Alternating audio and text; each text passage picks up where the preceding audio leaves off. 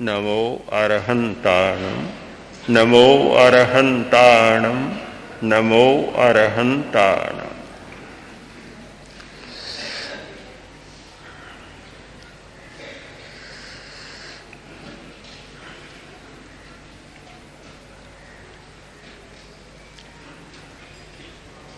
मनुष्य जीवन के अनेक आयाम हैं। किसी एक आयाम में गति हो, पूर्णता नहीं होती। पूर्णता के लिए अनेक आयामों पर ध्यान केंद्रित करना आवश्यक है। उनका वर्गीकरण करें तो संक्षेप में कह सकते हैं, जीवन का एक आयाम है आध्यात्मिक विकास और दूसरा आयाम है व्यावहारिक कौशल, कुशलता, दक्षता, एफिशिएंसी। आदमी में दक्षता है तो वह जीवन का दूसरा आयाम है। प्रेक्षा ध्यान के द्वारा आध्यात्मिक विकास होता है, यह उसका मुख्य फल है। किंतु उसके साथ साथ व्यावहारिक कौशल भी प्राप्त होता है, प्रासंगिक हो जाता है। ध्यान का अभ्यास किया, आध्यात्मिक विकास लगने लगा, रुचि बढ़ी, साथ साथ में यह कसौटी भी होनी चाहिए कि मेरा व्यावहारिक विकास हुआ या नहीं हुआ। अगर व्यावहारिक विकास नहीं हुआ है तो अनुभव करना चाहिए कि अभी कमी रह रही है और मुझे और अधिक अभ्यास करना है। सबसे संबंध है। तो जब सामाजिक जीवन जीता है तो वहां व्यवहार का पक्ष सामने आता है।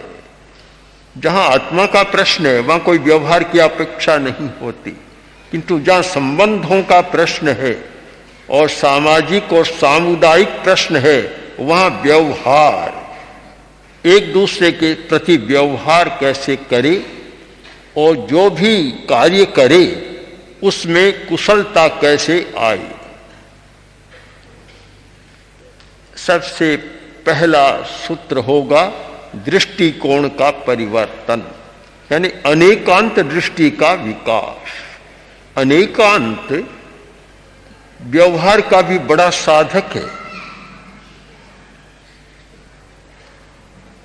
इसीलिए आचार्य सिद्धसेन ने सन्मति तर्क के अंत में लिखा कि जैन बिना व्यवहारो भी न घड़े, जिसके बिना व्यवहार भी नहीं चलता।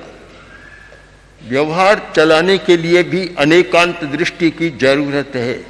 हमारा दृष्टिकोण एकांत परक होता है, उससे व्यवहार भी नहीं चलता।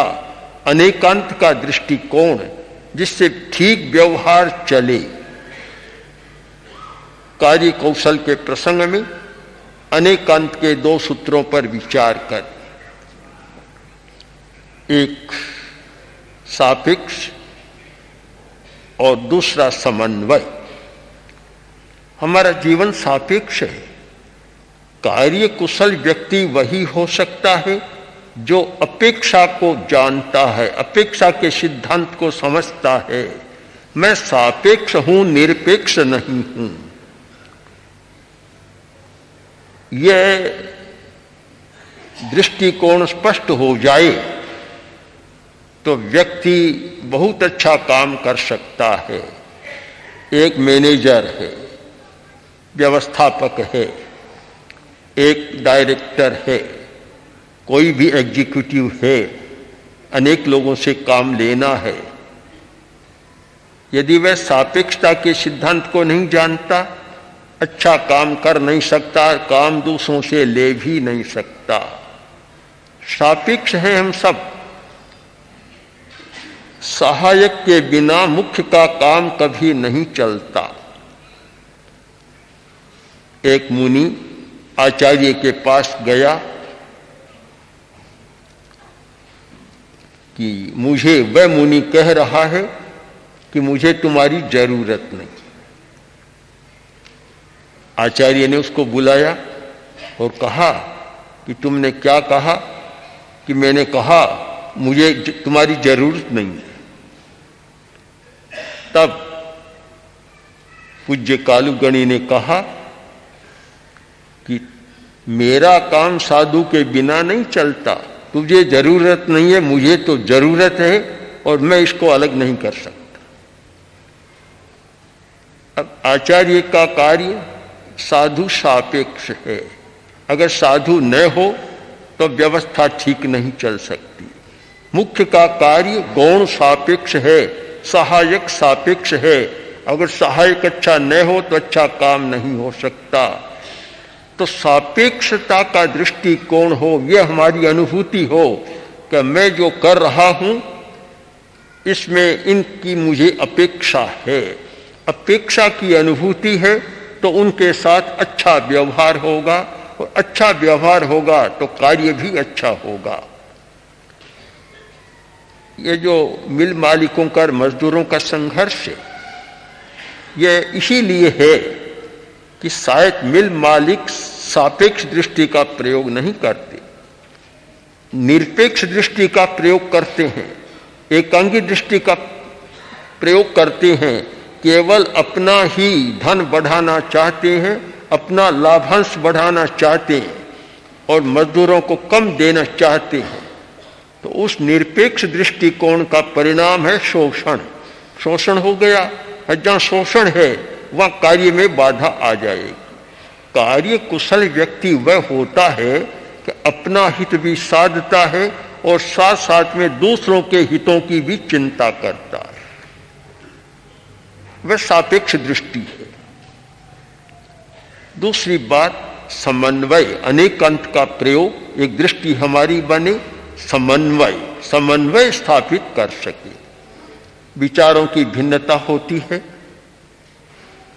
मतभेद भी होता है।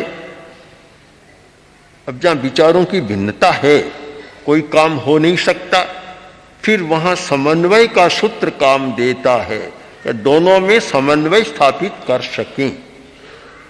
यदि समन्वय स्थापित होता है तो फिर विरोध नहीं रहता और कार्य अच्छा चल सकता है। कार्य कुशल होना चाहिए उस कुंभार की भांति जिसने समन्वय स्थापित करना सीखा था। कुंभार के 2 लड़कियां थी।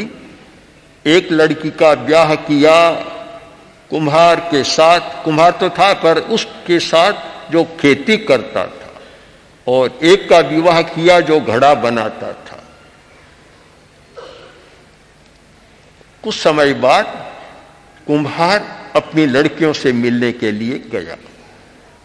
पहले उस लड़की के पास गया जो घड़ा बनाने वाली थी। जाकर पूछा कि कहो बेटा कैसी चल रहा है? बोली पिताजी और तो सब ठीक चल रहा है, कोई पर एक समस्या है कि आवा पक रहा है। घड़े पक रही हैं, आवा पक रहा है और बादल मंडरा रहे। अगर वर्षा आ गई तो भारी समस्या हो जाएगी, सारा आवा खराब हो जाएगा। आप मेरे लिए प्रार्थना करें कि अभी वर्षा न हो। दूसरी लड़की के पास गया, पूछा बोलो तुम्हारी क्या हालत है? कि पिताजी और तो ठीक ठाक है सब, पर एक समस्या है कि आषाढ़ का महीना आ गया, वर्षा नहीं हो रही, खेती कैसे करेंगे? मेरे लिए प्रार्थना करो कि वर्षा आ जाए। बादल आते हैं पर बरसते नहीं है, प्रार्थना करो कि वर्षा आ जाए। अब दोनों विरोधाभास, विरोधी बातें। एक लड़की कहती है कि वर्षा न हो और एक कहती है प्रार्थना करो कि वर्षा हो। अब बेचारा कुम्हार बीच में रह गया, पिता बीच में रह गया, क्या करे? बहुत समन्वयवादी समझदार था। दोनों लड़कियों को बुलाया और बुलाकर कहा कि देखो ऐसा करो कि तुम्हारा आवा पक रहा है, अगर वर्षा आ जाए तो इसकी खेती हो जाएगी, खेती होगी तो आधा हिस्सा तुम्हारा होगा। और वर्षा न हो, खेती नहीं हो, और तुम्हारा आवा पक जाएगा तो घरों में आधा हिस्सा इसका होगा, दोनों राजी हो गई और समन्वय हो गया। हम विरोध में समन्वय स्थापित कर सके, यह कार्य कुशलता का एक महत्वपूर्ण सूत्र है। अनेकांत का दृष्टिकोण समन्वय, हम समन्वय स्थापित कर सके। विरोध तो प्रकृति का है, प्राकृतिक स्वभाव है, तो हर जगह आपको विरोध मालूम पड़ेगा कि विरोध तो होगा। विरोध के बिना अपना अपना कोई गुण धर्म भी नहीं बनता। हर वस्तु का अपना गुण धर्म है, तो वह दूसरे से मिलता नहीं है, तो विरोध होना स्वाभाविक है। विरोध प्राकृतिक है। हम विरोध को देखकर चले, कभी कोई कार्य नहीं हो सकता। विरोध में भी हम समन्वय कैसे स्थापित कर सके, यह कार्य कौशल की बहुत बड़ी कला है। कार्य कुशल आदमी समन्वय के द्वारा अच्छा कार्य संपादित कर सकता है। अनेकांत के दो महत्वपूर्ण सूत्र सापेक्षता और समन्वय, कार्य कुशलता के भी बड़े महत्वपूर्ण दोनों सूत्र हैं। जो व्यक्ति इनका प्रयोग करता है वह सचमुच कुशल हो जाता है और अच्छा कार्य अपना संपादित कर सकता है।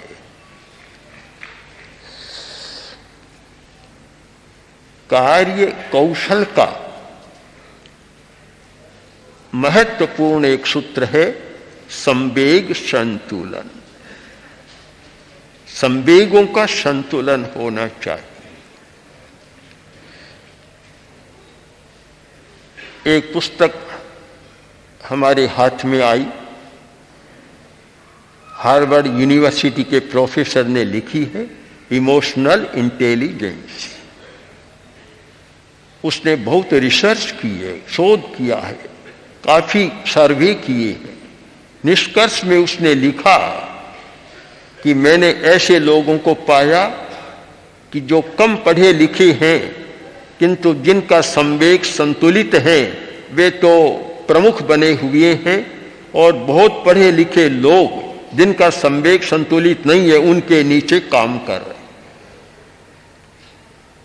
इसका अर्थ हुआ कि पढ़ाई भी एक मानदंड, एक क्राइटेरिया हो सकता है। पढ़ाई भी कभी आदमी कितना पढ़ा, कितना क्वालिफाइड है, यह भी एक है मानदंड, किंतु उसके साथ आदमी यह देखता है कि पढ़ा लिखा तो बहुत है पर झगड़ालू तो नहीं है। अगर झगड़ालू है तो सारी समस्या उलझा देगा। ज्यादा लोभी तो नहीं है जो कि घोटाला कर देगा। सब उसके संवेगों को देखता है, उसके आधार पर फिर निर्णय करता है। तो बिल्कुल ठीक बात है, कोरी इंटेलिजेंसी से काम नहीं चलेगा। जब तक इमोशनल इंटेलिजेंसी का विकास नहीं हुआ है तब तक वह काम ठीक नहीं हो सकता। कार्य कौशल का महत्वपूर्ण सूत्र है संवेग का संतुलन। अपने संवेग इतने न हो, उच्छृंखल न हो कि न तो कोई पास में रह सके और न वह किसी के पास में रह सके, न वह स्वयं काम कर सके किसी के साथ, न कोई दूसरा उसके साथ रहकर काम कर सके। संवेग इतने उच्छृंखल होते हैं तो फिर कार्य कौशल का प्रश्न ही नहीं होता। ऐसी स्थिति का निर्माण कि वह दूसरों के साथ रहकर भी काम कर सकता है और दूसरे भी उसके साथ रहकर काम कर सकते हैं, कोई समस्या पैदा नहीं होती। ऐसे संवेग का राज्य बहुत बड़ा है, बहुत विस्तार है। हम कुछ एक प्रमुख बातों पर ध्यान दें कार्य कौशल के लिए। उनमें पहला सूत्र होगा संवेग संतुलन का कि सहिष्णुता का विकास। आदमी कितना सहन करना जानता है। सहन करना, जो सहन करना जानता है वह सही अर्थ में कार्य कुशल व्यक्ति हो सकता है और वह दूसरों को साथ में लेकर चल सकता है। जिसमें सहन करने की शक्ति नहीं है वह साथ में चल नहीं सकता, न चला सकता। एक बार आचार्य तुलसी ने एक संगठन की मीमांसा करते हुए कहा था कि लोग समझते हैं कि आचार्य सर्वे सर्वा होते हैं। आचार्यवर ने कहा ठीक बात है ये, किंतु दूसरी दृष्टि से देखें, आचार्य को जितना सहन करना पड़ता है उतना दूसरा भी सहन नहीं करता। उन्होंने एक सूत्र दिया कि अच्छा आचार्य, कार्य कुशल आचार्य वह होता है जिसमें क्षमता, ममता और समता तीनों का विकास होता है। जिसमें क्षमता का विकास है यानी सहन करने की शक्ति विकसित है जिसकी, और जिसमें ममता है, वात्सल्य है, दूसरों को अपना सकता है, और जिसमें समता है, तटस्थ दृष्टि से जो काम करता है, ये तीन गुण होते हैं, वही आचार्य अच्छा आचार्य हो सकता है। तो कार्य कुशलता के लिए सहिष्णुता एक अनिवार्य शर्त है। जो सहन नहीं कर सकता, न पास में रहने वालों को सहन कर सकता, न अपने साथ नीचे काम करने वालों को सहन कर सकता, न ऊपर को सहन कर सकता, किसी को सहन नहीं कर सकता, वैसा व्यक्ति कभी कुशल हो नहीं सकता। सहिष्णुता हमारी एक अनिवार्यता है। प्रेक्षा ध्यान के शिविर में सहिष्णुता की अनुप्रेक्षा का प्रयोग कराया जाता है। सहिष्णुता की अनुप्रेक्षा और अनुप्रेक्षा के द्वारा सहिष्णुता का विकास हो सकता है। कुछ व्यक्तियों में सहज ही सहन करने की शक्ति होती है, कुछ व्यक्तियों में नहीं होती, किंतु इस अभ्यास के द्वारा विकास किया जा सकता है। 10 दिन में विकास हो, पूरा न हो, 1 महीना, 2 महीना और 3 महीना अगर अभ्यास किया जाए तो संभव है कि विकास पक्का हो जाएगा, सहिष्णुता बढ़ जाएगी। और यदि विकल्प लें कि 3 महीना भी न हो तो 6 महीना तक अभ्यास चलाया जाए, फिर तो इसकी गारंटी माननी चाहिए। भगवान महावीर ने दीक्षा ली, इतना वैराग्य था, इतनी अनासक्ति थी, कैसे हुई? जब दीक्षा ली उससे पहले 6 महीना तक राजकुमार वर्धमान ने अनित्य अनुप्रेक्षा का अभ्यास किया। उससे वह संस्कार इतना पुष्ट हो गया कि वैराग्य मजबूत बन गया। जो व्यक्ति अनित्य अनुप्रेक्षा का अभ्यास करता है उसका पदार्थ के प्रति आकर्षण समाप्त हो जाता है और वैराग्य विकसित हो जाता है। तो अभ्यास के द्वारा गुणों को उत्पन्न किया जा सकता है। हमारे भीतर उर्वरा है, उपजाऊ भूमि है हमारा अंतःकरण। यदि ठीक अभ्यास हो तो वह गुण उपज सकता है, विकास को प्राप्त हो सकता है। सहिष्णुता का विकास किया जा सकता है। और जिस व्यक्ति ने सहन करना सीख लिया वह सचमुच बहुत कुशल व्यक्ति होता है। कहाँ बोलना चाहिए, कहाँ नहीं बोलना चाहिए, कभी कभी होता है कि पास में काम करने वाला उत्तेजना में हो जाता है, उस समय प्रमुख को मौन रहना चाहिए। अगर उस समय वह भी बोलने लग जाए तो फिर कार्य बिगड़ जाता है। उस समय उसका मौन सफलता को पहुंचा देता है, सफलता तक ले जाता है। अगर सहन न कर सके, तत्काल आवेश में आ जाए तो स्थिति बिगड़ जाती है। मैंने एक परिवार को देखा, परिवार का मुखिया आवेश में ज्यादा रहता था और उसका नौकर भी झगड़ालू था। हम लोग उधर से बाहर जाते जंगल, उधर से जाते, रोज वह घंटा नाद सुनाई देता, रोज लड़ाई का स्वर बाहर आ जाता था। एक दिन मैंने उस व्यक्ति से कहा कि तुम इतने लड़ते हो परस्पर, अच्छा नहीं लगता, बाहर तक लड़ाई की आवाज आती रहती है। ये क्यों? बोला महाराज स्थिति यह है कि मेरा भी स्वभाव तेज है, उसका भी तेज है, तो फिर क्यों रहते हो कि उसके बिना मेरा काम नहीं चलता और मेरे बिना उसका काम नहीं चलता। साथ में तो रहना पड़ता है। वो साथ में जब रहना है, सापेक्षता है, तो फिर थोड़ी सहिष्णुता का विकास क्यों नहीं कर लेते? अभ्यास नहीं है, अभ्यास के बिना होता नहीं है।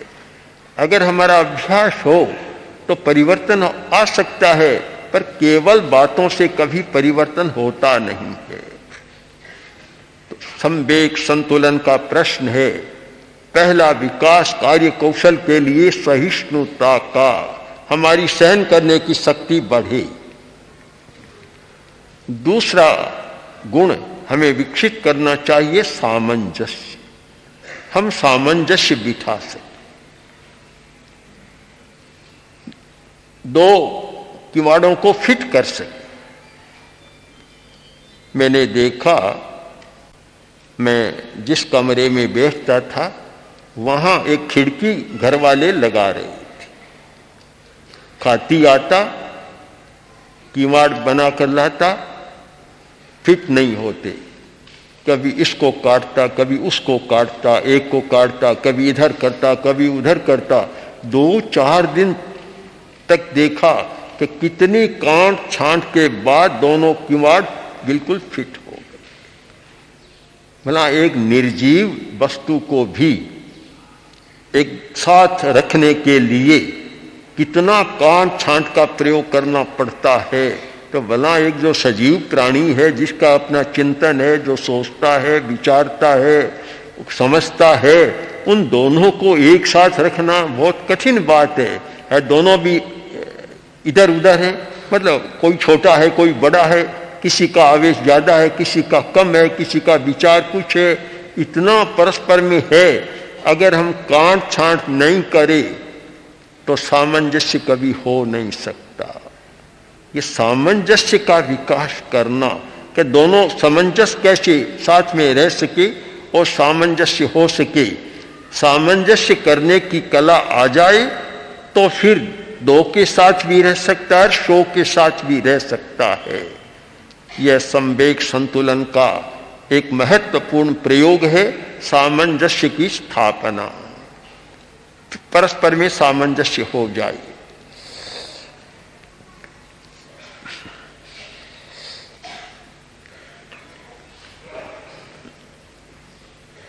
कार्य कौशल के लिए एक बंदी पड़ी है, एक और अपेक्षा है, वह है एकाग्रता। जो व्यक्ति एकाग्र नहीं है वह कुशल नहीं हो सकता। एक वैज्ञानिक ने अपने जीवन में 900 लेख लिखे और इतने महत्वपूर्ण माने गए, पर पूरा एक भी नहीं किया। तो उस पर एक टिप्पणी की गई, तो अगर वह एक लेख भी पूरा करता तो दुनिया का बड़ा वैज्ञानिक हो जाता, किंतु पूरा एक भी नहीं कर सका। एक काम आज किया, कल दूसरा किया, फिर तीसरा लिखा, सब अधूरे रह गए। कुछ लोग आते हैं और यह समस्या उनके सामने रहती है, प्रस्तुत करते हैं कि मैं आज एक व्यापार करता हूं, 10 दिन बाद मन बदल जाता है, उसे बंद कर देता हूं, दूसरा कर देता हूं, तीसरा कर देता हूं, कहीं भी सफल नहीं हो रहा हूं। बिना कंसंट्रेशन के, बिना एकाग्रता का बिंदु बनाए बिना, एक चीज पर स्थिर हुए बिना कौशल का विकास नहीं हो सकता, सफलता भी नहीं मिल सकती। हम केंद्रित हो जाएं एक विषय पर। एकाग्रता भी बहुत बड़ा सूत्र है हमारी सफलता का। हम कैसे एकाग्र हों, हमारी एकाग्रता कैसे बढ़े। प्रेक्षा ध्यान का अभ्यास करने वाले इसका मुख्य अभ्यास करते हैं एकाग्रता के विकास का। दीर्घ श्वास का प्रयोग, आदि आदि अन्य प्रयोग एकाग्रता के लिए बहुत महत्वपूर्ण है। उस पर विधिवत ध्यान देना चाहिए। एक बार शिविर किया, शिविर के बाद फिर उसका मापन होना चाहिए कि मेरी एकाग्रता कितनी बढ़ी, मैं एक चिंतन पर कितनी देर तक टिक सकता हूं। 2 शिविर किए, 4 शिविर किए और बराबर दीर्घ श्वास का प्रयोग भी चलता रहा। मापन होना चाहिए, कोरे करते गए उससे नहीं, मापन होना चाहिए। ऐसा न हो कि चक्की पीसता गया और पीछे से कुत्ता खाता गया, देखा ही नहीं पीछे कौन है। आटा पीसता गया, पीछे कुत्ता खड़ा है, खाता गया। अब आखिर पूरा अनाज जितना पीसना था पीस लिया, उठकर देखेगा कि बाहर ले तो बाहर क्या आएगा। फिर हमें निरीक्षण करना चाहिए, विहंगावलोकन भी करना चाहिए, सिंहावलोकन भी करना चाहिए। पीछे जाकर मुड़कर देखना चाहिए कि परिणाम क्या आया। हमारा प्रयत्न परिणाम परक होना चाहिए। कोरा प्रयत्न अर्थवान नहीं होता जब तक उसका कोई रिजल्ट आपके सामने न आए, कोई निष्कर्ष या परिणाम सामने नहीं आए, तब तक काम पूरा नहीं होता। तो एकाग्रता कितनी बढ़ी, हम एक चिंतन पर कितना टिक सकते हैं, ऐसा नहीं होना चाहिए कि जैसा व्यापक क्षेत्र में हो रहा है, जो भी चुनाव का समय होता है और चुनाव लड़ते हैं, बड़े बड़े लोग चुनाव लड़ते हैं, उनका आश्वासन होता है कि सत्ता पर आए तो गरीबी को मिटा देंगे। गरीबी एक मुख्य मुद्दा रहता है और गरीबी को मिटाएंगे, इस बात को सुनते सुनते 50 से अधिक वर्ष लोगों को हो गई।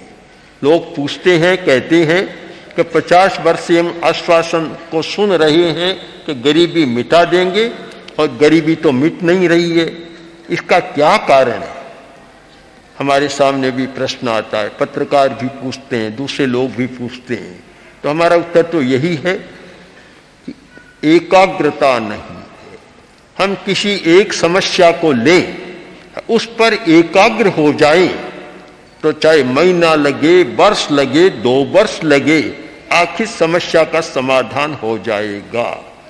आज एक को छुआ, कल दूसरे को छुआ, कल परसों तीसरे को छुआ, कभी समाधान नहीं होगा। राजस्थान के एक कस्बे में एक आदमी था, तो वह गरीब आदमी था, सेवा कर अपना काम चलाता था। तो सुबह सुबह घर से निकलता, दूसरों का काम करता और पैसा कमा लेता। तो एक घर के सामने गया और किसी ने कहा कि भैया घर में आज अनाज नहीं है, लो 5 किलो अनाज ले आना। झोला ले लिया, आगे गया और किसी ने कहा घर में कोई अब आदमी नहीं है, साग सब्जी लाना है, उसका भी झोला ले। फिर कोई तीसरे घर के सामने गया, उसने कामकार, उसका भी झोला ले लिया। 4-5 झोले ले लिए और आगे गया और किसी ने कहा आज तो लड़की को ससुराल पहुंचाना है, लो तैयार हूं, वहां चला गया। अब अनाज वाला भी प्रतीक्षा करे, साग सब्जी वाला भी प्रतीक्षा करे, सब प्रतीक्षा कर रहे हैं कि कब आते हैं, और वह कहीं दूसरे गांव चला गया। ये असफलता क्यों होती है कि एकाग्र नहीं है। एक काम लिया, उस पर केंद्रित हो गया तो जरूर वह काम सफल हो जाएगा, पर एक को छोड़ा, दूसरे को छोड़ा, तीसरे को छोड़ा और चलता चला गया, सफलता नहीं मिलती। एकाग्र होना, केवल श्वास को देखने पर एकाग्र होना, यह तो एक साधना है। उसका परिणाम क्या है कार्य क्षेत्र में एकाग्रता। हमारा जो कार्य क्षेत्र है, हम जो भी काम करते हैं उसमें एकाग्र हैं या नहीं है। अगर एकाग्र हैं तो सफल हो जाएगा। हमारा प्रत्यक्ष अनुभव है कि आचार्य तुलसी ने एक संकल्प किया था।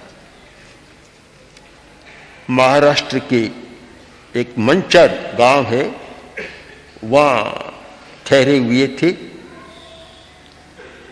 आचार्य श्री के सामने जैन भाई का परिवार था, बहुत विद्वान पढ़ने वाला आदमी था। पत्रिकाएं पढ़ी थी। एक पत्रिका आचार्यवर ने देखी, धर्मदूत बौद्धों का एक पत्र निकलता है।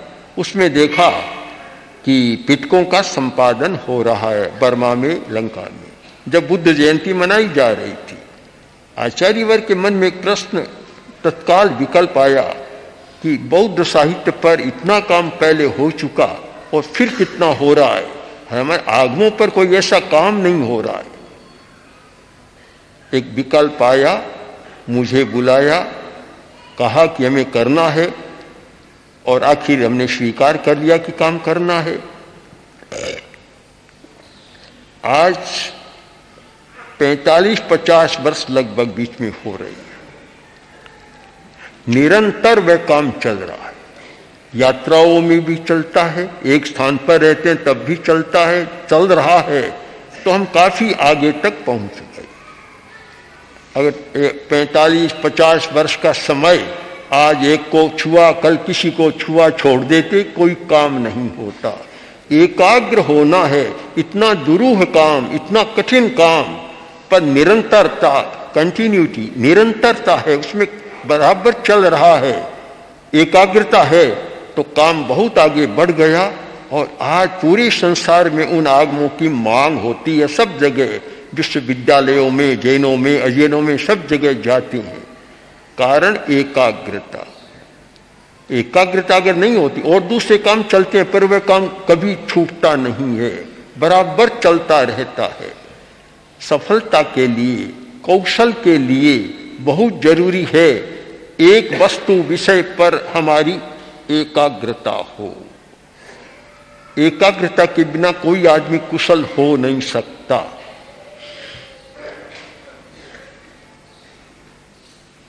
कार्य कौशल के लिए आज चिंतन विश्व भर में हुआ है और बहुत अच्छे सूत्र सामने आए हैं, उन्हें भी हमें ध्यान में रखना है।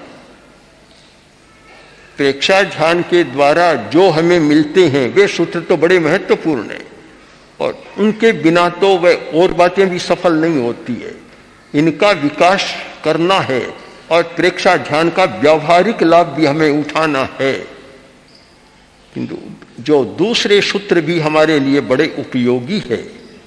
कार्य कौशल के लिए एक सूत्र है प्लानिंग, योजना बनाओ। जो भी काम करना चाहो पहले उसकी प्लानिंग करो। योजना के बिना कोई भी काम होता है अच्छा नहीं होता, पहले योजना बनानी चाहिए। हमने देखा कि आचार्य तुलसी की सन्निधि में योगक्षेम वर्ष मनाया गया। उसमें 400 साधु साध्वियों समणियों को आगम, प्रेक्षा ध्यान आदि आदि का प्रशिक्षण, 1 वर्ष तक प्रशिक्षण दिया गया। और उसका ही परिणाम है कि आज जहां भी समणियां साधु साध्वियां जाते हैं, प्रश्न होता है कि आपकी ट्रेनिंग कहां होती।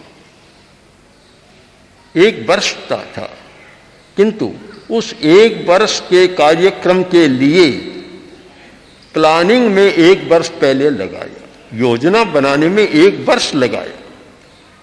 1 वर्ष तो योजना बनी, तब जाकर वह कार्य सफल हुआ। हमारा प्रत्यक्ष अनुभव है। एक बार आचार्य श्री चूरू जिला के कस्बा तारानगर में थे। आचार्य श्री का प्राय चिंतन विकास के लिए चलता रहता प्रतिदिन। रात का समय हम लोग सो गए।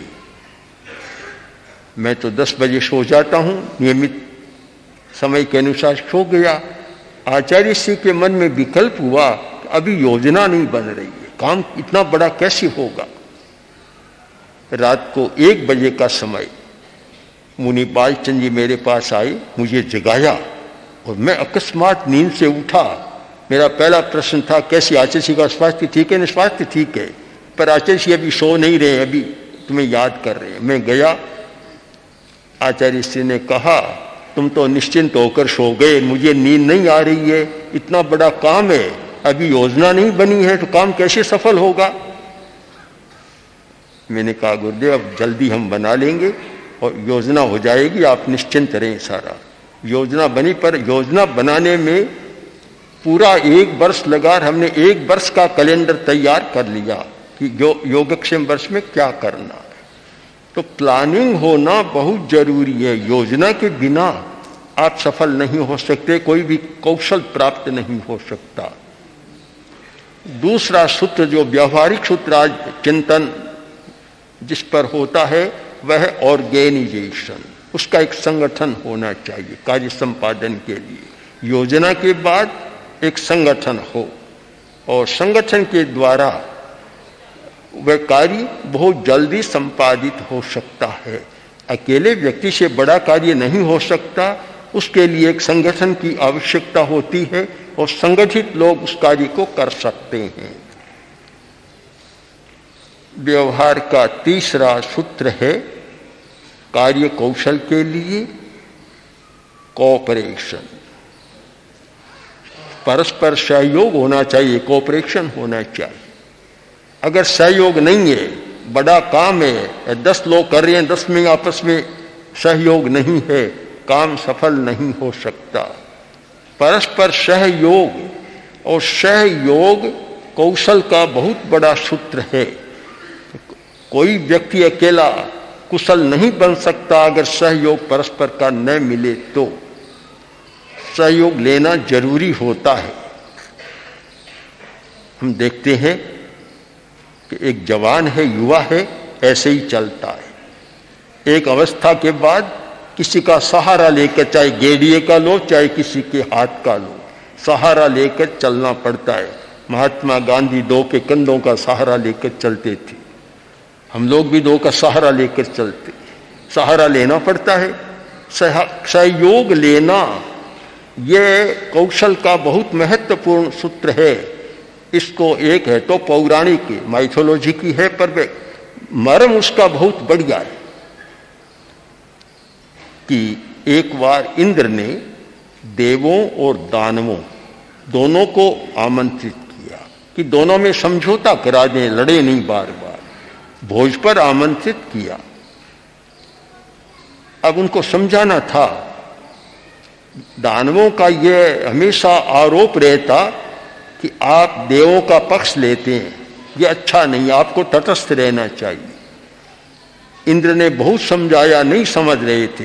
एक अच्छा उपाय किया, भोज पर बुलाया, पंक्ति बना दी, एक शर्त रख दी कि कोई आज इसमें भोजन करेगा, उसके हाथ ऐसे बंधे रहे, खपाचियों से हाथ ऐसे बंधे रहेंगे, इस मुद्रा में भोजन करना है।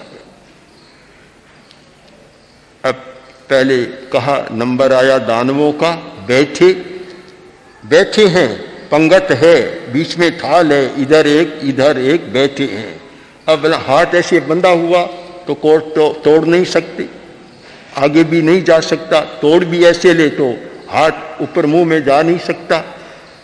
आधा घंटा का समय था, समय पूरा हो गया और भोजन नहीं कर सकते, भूखे की भूखे उठ गए। अब देवों का समय आया, उन्हें भी बिठाया गया, वे भी बैठे, हाथ तो बंधे हुए हैं। 2-4 मिनट तो बैठे रहे। बाद में सोचा कि ऐसे तो भोजन नहीं कर पाएंगे। बृहस्पति जो देवताओं का गुरु माना जाता है, बृहस्पति, उसने देखा, उसने सोचा, चिंतन किया। बृहस्पति देव गुरु होता है और जन्म कुंडली में भी कहते हैं, ज्योतिषी कहते हैं, जिसका बृहस्पति अच्छा होता है वह सफल हो जाता है, उसका भाग्य अच्छा हो जाता है, हर काम में सफल होता है। तो देवों के सामने तो बृहस्पति स्वयं था, उसने कहा क्या देख रहे हो, ऐसे नहीं, भोजन करो। कि करें कैसे प्रभु, करें कैसे, हाथ बंधे हुए, ऐसा मत करो, तुम कोर तोड़ो, तुम्हारा हाथ ऐसे नहीं जाता, ऐसे जाता है, दूसरे के मुंह में दे, अरे वह तुम्हारे मुंह में दे देगा। रास्ता निकल गया। एक ने कोर तोड़ा, हाथ किया, दूसरे के मुंह में चला गया, उसने तोड़ा वह उसके मुंह में चला गया। मजे से भोजन करके उठ गए। अब भोजन पूरा हुआ, इंद्र ने दानवों से पूछा, बोलो भोजन कर लिया? कि कैसे करें, आपने ऐसी व्यवस्था रद्दी कर दी, भोजन करें कैसे? देवों से पूछा, भोजन कर लिया? कहाँ कर लिया, कैसे किया? सारी बात बताई। अब इंद्र बोला, देखो मैं किसका पक्षपात करता हूं, मैंने कहाँ पक्षपात किया? जिसमें सहयोग की भावना होती है वह देव दिव्य बन जाता है, और जिसमें सहयोग, जो सहयोग करना नहीं जानता वह दानव बन जाता है। इसका मैं क्या करूं? सहयोग एक सामाजिक जीवन का कोऑपरेट करना एक सामाजिक जीवन का बड़ा महत्वपूर्ण अंग होता है। कार्य कुशल व्यक्ति वही हो सकता है जो सहयोग करना जानता है। तो आज के चिंतन के जो सूत्र हैं उन पर भी मनन करें, और प्रेक्षा के द्वारा जिन गुणों का विकास होता है और होना चाहिए, अगर उन गुणों का विकास नहीं होता है तो बार बार ध्यान करने का भी कोई मैं विशेष महत्व नहीं मानता। वे गुण हमारे भीतर विकसित होने चाहिए। तो ये सारे गुण विकसित होते हैं तो फिर कार्य कुशल व्यक्ति स्वयं बन जाता है, और वह बड़ी अच्छे ढंग से कार्य का संपादन कर सकता है और अपने जीवन को बहुत कुशलता के साथ वह चला सकता है। इसलिए हम प्रेक्षा ध्यान का प्रयोग करने के साथ साथ इस बात का भी अंकन करते जाएं कि मेरे भीतर उन गुणों का सहिष्णुता, समन्वय आदि गुणों का विकास हो रहा है या नहीं हो रहा है। मेरा दृष्टिकोण आग्रह मुक्त अनेकांत का हो रहा है या नहीं हो रहा है। मेरे भीतर यह सापेक्षता और समन्वय का विकास हो रहा है या नहीं हो रहा है, इसका अंकन करता चला जाए तो फिर उसके लिए कार्य कौशल या दक्षता बढ़ाने जैसी अलग से कोई चिंता की जरूरत नहीं होगी। ओम।